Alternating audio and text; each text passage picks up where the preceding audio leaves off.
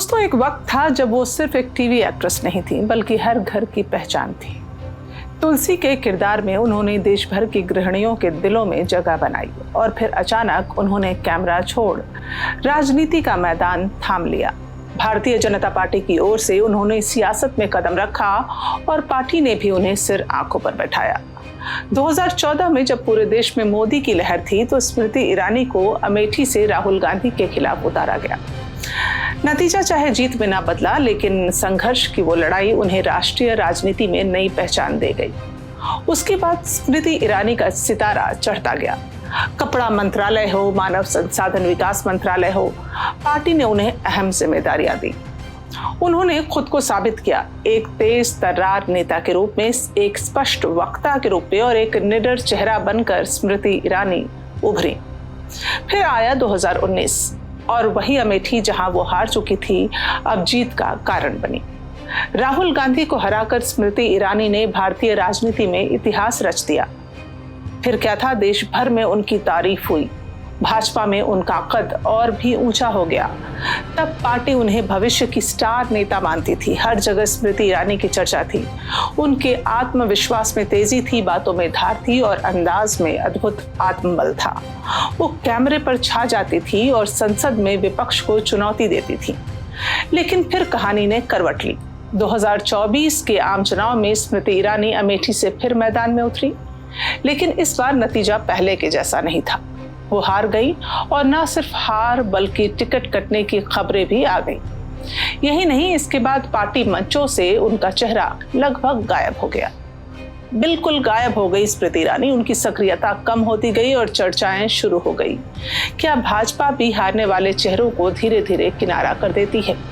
हालांकि इस विश्लेषण में भाजपा पर सवाल उठाना उचित नहीं है।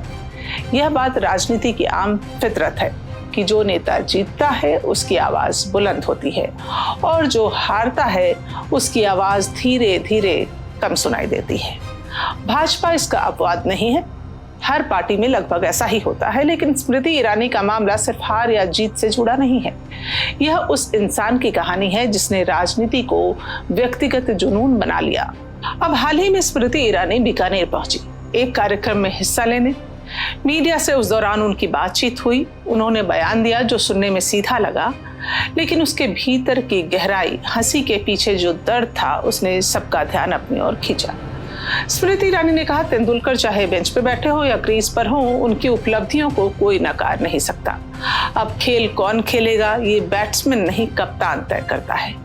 जी हाँ, बिल्कुल सही कहा। ये बयान महज क्रिकेट की बात नहीं थी। ये बयान एक राजनेता की आत्म स्वीकृति थी कि अब मैं क्रीज पर नहीं हूं, लेकिन जो रन बनाए हैं उन्हें मिटाया नहीं जा सकता।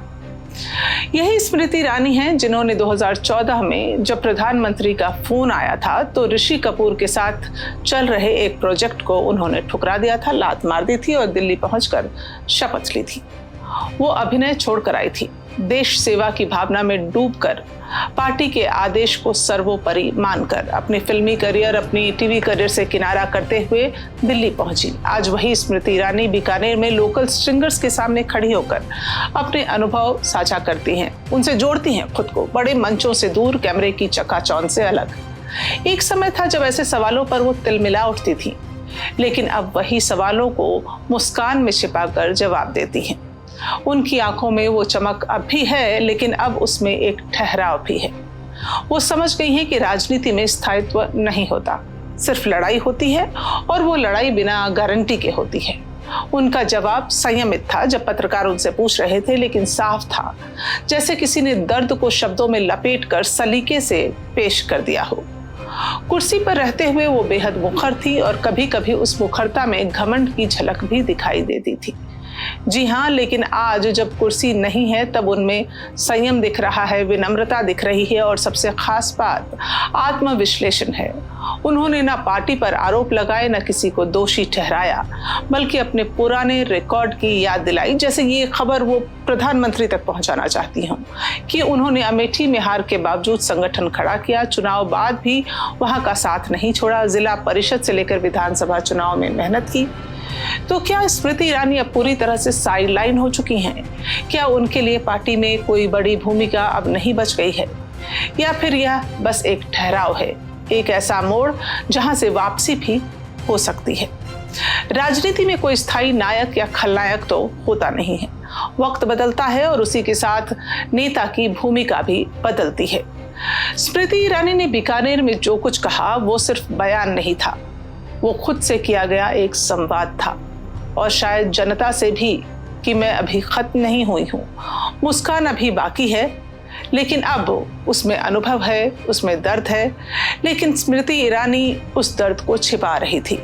तो क्या स्मृति ईरानी दोबारा राजनीति में एक पारी खेल पाएंगी, या फिर उन्होंने जो खबरें आ रही हैं कि टीवी की ओर रुख कर लिया है, वो एक दोबारा से फिल्मी दुनिया में, टीवी की दुनिया में वो एक अपनी पहचान बनाने की, एक पहचान गढ़ने की कोशिश कर रही हैं, और उन्होंने खुद को ये समझा लिया है कि अब राजनीति में उनका कोई वजूद नहीं है। आप क्या सोचते हैं? अपनी राय जरूर लिखें। अभी के लिए इतना ही, फिर मिलूंगी। नमस्कार।